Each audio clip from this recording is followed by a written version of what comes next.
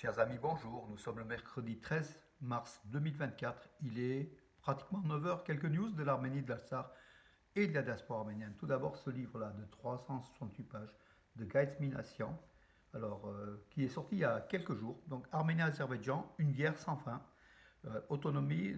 Anatomie de conflit post-soviétique 91-2023. Donc les trois guerres de l'Artsakh, ils sont contenus donc dans leurs détails avec un analyste stratégique qui est Gaït Minassian, très très précis. Par contre, un peu compliqué à lire parce qu'il y a beaucoup de termes, comment dirais-je, des termes techniques, techniques qui rebutent peut-être le grand lecteur, enfin le lecteur, le grand public, le large public. Voilà, donc en tout cas, c'est publié au passé composé, donc 22 euros, donc c'est en librairie. Vous pouvez donc prendre, encourager cette édition-là qui est quand même importante pour l'Arménie, et puis avoir le détail de ces quatre guerres. Le seul élément qui me déconvient, donc ici on voit donc ce que c'est que la photo, donc cette photo-là, on parle de séparatistes arméniens. Voilà. Lui, qui a été tué, on le connaît, lors de la guerre de 44 jours en Artsakh, un soldat héroïque qui sortait de l'université pour aller à l'armée, qui a été tué, il était exténué, on a vu des images, même des vidéos de sa présence au front. Ce n'était pas un séparatiste, c'était qu'un justicier, justement, un libérateur de l'Artsakh. Malheureusement, ça a tourné donc contre les Arméniens. On a perdu la guerre de 44 jours dans l'Artsakh. Donc Gaït Minassian, il relaie aussi donc dans ce gros livre, un beau livre, il relaie aussi donc les derniers événements en Artsakh avec justement l'occupation complète de l'Artsakh. Donc c'est en librairie de Gaït Minassian. Prenez-le. Moi, je ne l'ai pas complètement lu, j'ai lu le trois quarts, voilà, cette nuit, parce que je l'ai eu juste hier, tout simplement. Il faut encourager, il faut lire, il faut s'informer, mes amis. Et puis ce matin, dans à peu près une demi-heure, sera mise en ligne la chanson. Donc c'est pas comment dire, ça n'a pas changé le destin du monde, le monde arménien. La Daniva qui va représenter donc l'Arménie à l'Eurovision 2024 avec bien sûr justement cette chanteuse Jacqueline qui est extraordinaire et son compagnon musicien sur plusieurs types d'instruments de musique. Leur vidéo est, paraît-il, en arménien complètement, qui va être présentée à l'Eurovision 2024. Ça sera à Malmö au mois de mai. La vidéo officielle de l'Adaniva va être mise en ligne d'ici une demi-heure, sur le site de l'Eurovision. Moi, je le mettrai donc rapidement ce matin vers 10h, vers 10h, je mettrai en ligne aussi sur ma page Facebook. Vous verrez cette vidéo, écoutez, puis ou alors allez sur le site de l'Eurovision à partir de 10h, vous verrez donc la totalité de cette vidéo officielle de l'Adaniva qui va être présentée en arménien à l'Eurovision 2024. Voilà donc la nouvelle qui intéresse beaucoup de monde. L'Eurovision, vous savez, quand on fait un article sur l'Eurovision, moi je le remarque, nous on a des, comment dirais-je, entre guillemets, des mouchards du nombre de lecteurs de chaque article. D'où nous, nos articles à Nouvelles d'Arménie Magazine sur Arménie News, ça va de quelques milliers, voire de quelques centaines. J'ai eu même un article à 120 000 lecteurs, donc à 120 000, 80 000, mais en moyenne c'est quelques milliers. Voilà, donc on voit que quand on évoque l'Eurovision, et surtout l'Arménie à l'Eurovision, c'est très très très lu. Voilà, tout simplement, ça prouve cet audimat qui ne repose que sur une expérience personnelle, ça traduit un intérêt pour le public arménien, pour l'Eurovision, pour l'Arménie, voilà, à travers l'Eurovision, parce que ça lie beaucoup d'éléments. L'Arménie va-t-elle devenir membre de l'Union européenne? Donc hier, Nicole Pachinian, lors d'une très longue interview, je vous en ai parlé donc hier dans la vidéo qu'il était en train de faire l'interview, qui a duré pratiquement 2 heures. Nicole Pachinian a répondu à nombre de questions des journalistes. Voilà, et il a affirmé que est-ce que l'Arménie, donc la question est-ce que l'Arménie va être membre de l'Union européenne. En tout cas, il a dit l'Arménie se rapproche singulièrement de l'Europe. En tout cas, c'est l'Europe qui affirme que l'Arménie s'est rapprochée singulièrement de l'Europe. Et le processus est en cours. Pourquoi pas? Pourquoi pas? Donc, bien sûr, l'Arménie vise aussi, dans quelques années, une entrée en Union européenne, comme la Géorgie va le faire aussi en 2031. Voilà donc des éléments importants. Toujours donc dans cette interview de Nicole Pachinian, il n'y a jamais eu de village en Arménie, pourtant de tels noms dont on parle avec insistance en Azerbaïdjan. L'Azerbaïdjan qui réclame 5 villages frontaliers que Bakou estime des villages azéris. L'Arménie dit on ne connaît pas ces villages. L'Arménie qui a présenté aussi une liste de 31 villages arméniens sous menace azérie ou occupés par l'Azerbaïdjan. L'Azerbaïdjan a rejeté tout simplement. l'Arménie rejette aussi donc à son tour, hein, voilà. Et d'ailleurs, Nicole Pachinian a présenté la carte de l'Arménie, 29 800 km² ou 29 743. Il a un peu pinaillé dans le détail, hein. Il dit que certaines cartes parlent de 29 800 km², la carte de la République officielle de l'Arménie, indépendante en 91. Et d'autres cartes, il dit, ont présenté 29 000, 29 743. Donc il manque quelques dizaines de kilomètres, mais c'est pas ça qui fera donc, comment dirais-je, la différence. En tout cas, il affirme qu'on attend la réponse de l'OTSC, l'Organisation de traité de sécurité collective, par rapport à cette carte. Est-ce que l'OTSC est capable de défendre cette carte? Or, il y a 200 km de cette carte-là de 29 800 km² qui sont déjà occupés par l'Azerbaïdjan sans que l'OTSC bouge. Donc, alors il y a quand même un problème, voilà, tout simplement. Et puis par rapport aux gardes frontières russes qui stationnent à Svartnots, il a donné la limite de leur départ, du départ des gardes frontières russes, puisque l'Arménie est capable aujourd'hui d'assurer donc ce service, hein, donc aux frontières de l'Arménie, ne serait-ce déjà par l'aéroport international de Svartnots d'Yerevan. Donc oui, l'Arménie donc a officiellement demandé le départ de ces gardes frontières russes. Et le délai c'est le 1er août. Le 1er août 2024, ils devraient être tous partis.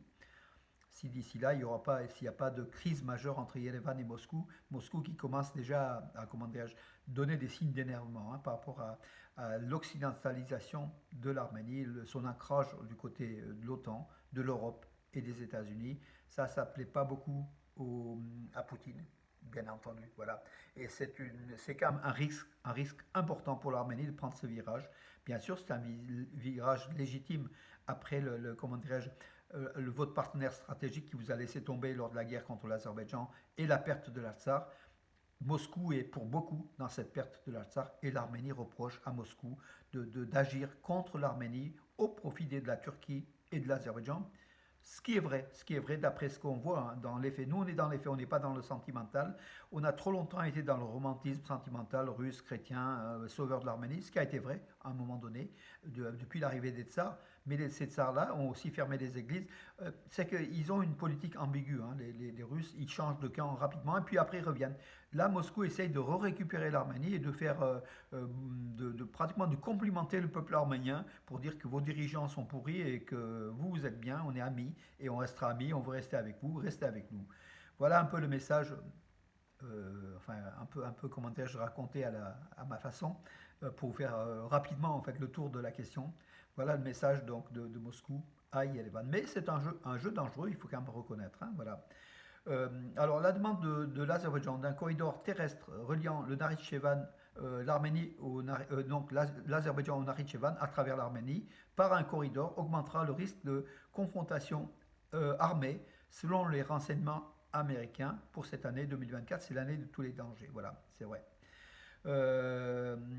Alors, que dire? Oui, entre-temps, le dictateur de Bakou, hein, le despote de l'Absheron, enfin de la côte caspienne, l'Absheron de Bakou, il a fait visiter, donc il recevait le président kazakh donc, à Bakou, hier et avant-hier. Donc hier, il a fait visiter à son hôte kazakh, Chouchi. Voilà, Chouchi, comme une trophée. Il a aussi visité un peu avant Fizuli, hein, donc le Varanda arménien, où il y a 38 bâtiments qui sont en train d'être construits de plusieurs étages pour repeupler. Donc Aliyev, le désir, c'est de repeupler l'Artsakh pour l'occuper encore davantage de façon, pense-t-il, définitive. Mais il n'y aura jamais de façon définitive, puisque ces terres arméniennes, depuis la nuit des temps, sont arméniennes, quoi qu'on fasse aujourd'hui. Donc l'histoire reviendra de toute façon. L'Artsakh n'est pas perdu. Les Arméniens ont dans la tête l'Artsakh et ils l'auront un jour ou l'autre parce que comment dirais-je, la roue de Bakou peut tourner dans le sens inverse, qui a tourné dans le bon sens pour eux, pour l'Azerbaïdjan suite à la manne pétrolière qui a fait acheter des armes. Aujourd'hui, on voit que l'Europe, le monde, même les États-Unis commencent comment dirais-je, voir la réalité. Et peut-être même bientôt, on aura des sanctions, on verra. Donc, la première sanction, c'est l'arrêt de la fourniture du gaz russo-azéri à l'Europe. Ça, c'est une sanction économique importante de l'ordre de 40 milliards de dollars par an à l'Azerbaïdjan. Voilà mes amis pour cela. Les Américains donc, vont aider donc, l'Arménie cette année. Donc les États-Unis prévoient 52 millions de dollars d'aide de développement à l'Arménie. Voilà, c'est ce qu'a affirmé donc l'un des responsables à Washington. Euh, alors, oui, pardon. Donc là, oui, donc là, c'est une bonne opération. Vous savez, la coupe du Premier ministre de la République d'Arménie qui était faite de compétitions, dont une course cycliste, hein, voilà, amateur, destinée aux familles, à tout le monde. Là, ils vont aller plutôt vers les écoliers et les étudiants. Et ils vont distribuer, lors de cette course, à l'occasion de cette course, 6500 vélos, voilà, aux étudiants, aux jeunes, voilà, pour la pratique de sport de masse, dont le cyclisme. C'est une très très belle opération. C'est le vice-ministre de l'éducation, des sciences, de la culture et des sports, Garen Giloyan, qui est une connaissance amie de mon ami aussi, donc Aaron Boyadjan, que je salue à Paris, hein, qui est spécialiste du sport aussi arménien dans Nouvelle d'Arménie et qu'on est proche justement de Garen Giloyan, qui est originaire du Javark, hein, donc voilà. Euh, donc c'est lui il a affirmé. Donc 6500 vélos, c'est une belle opération, sans doute financée en partie par des fonds européens. Donc je ne sais pas la source, mais ce genre d'opération, donc liant comment dirais-je, liant les citoyens, le sport de masse, c'est quand même pas mal. Il y a quand même pas mal de budget européen et l'Arménie aujourd'hui est spécialisée dans ça et c'est tant mieux. Bravo.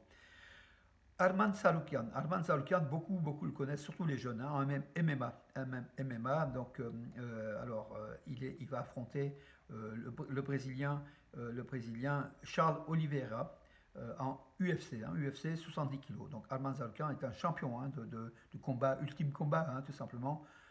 C'est les gladiateurs, enfin, c'est des sports quand même il y a beaucoup de sang, il y a beaucoup de violence, beaucoup rejettent. C'est vrai que moi, je regarde, mais comment dirais-je, si on interdit ce sport-là, ça me fera pas de mal en tout cas. Voilà. Donc, mais beaucoup sont passionnés, hein, comme dans l'équipe de Radio Arménie Sport.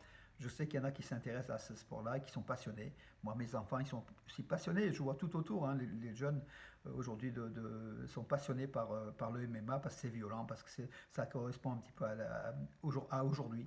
Mais c'est pas de mon époque, tout simplement. Voilà, Alman Saloukan qui va affronter donc le 13 avril Charles Oliveira, numéro 4, non, oui, numéro 4 mondial, lui il est 5e mondial en UFC 300 à Las Vegas. Voilà, il est pas favori, mais il dit qu'il va fracasser, il va mettre KO son adversaire.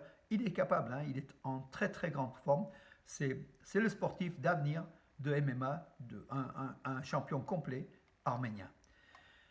Voilà mes amis, j'ai fait le tour de l'actualité une nouvelle fois, donc cette belle couverture avec notre soldat qui est mort. Hein, d'ailleurs ces photos-là, c'était ces derniers instants. Hein. Ça a été immortalisé, vous le trouvez partout. C'est la couverture du livre je m'en Gaz Minassian. Malheureusement, la photo est commentée comme un séparatiste, voilà, luttant contre l'Azerbaïdjan, alors que c'est un Arménien patriote qui lutte pour la défense de sa patrie.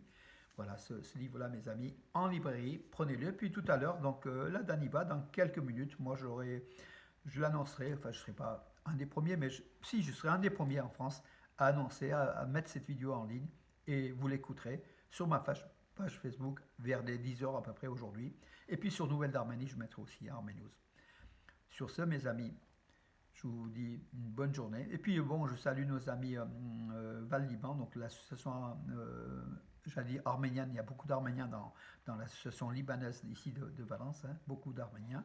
Il y a eu donc l'inauguration officielle de la semaine culturelle de cette association ici. On a appris beaucoup de choses sur le Liban. Donc, avant-hier, on a aussi appris lors d'une conférence avec Boustani, donc François Boustani, un spécialiste de l'histoire du Liban, beaucoup de choses aussi sur l'installation des Arméniens au Liban.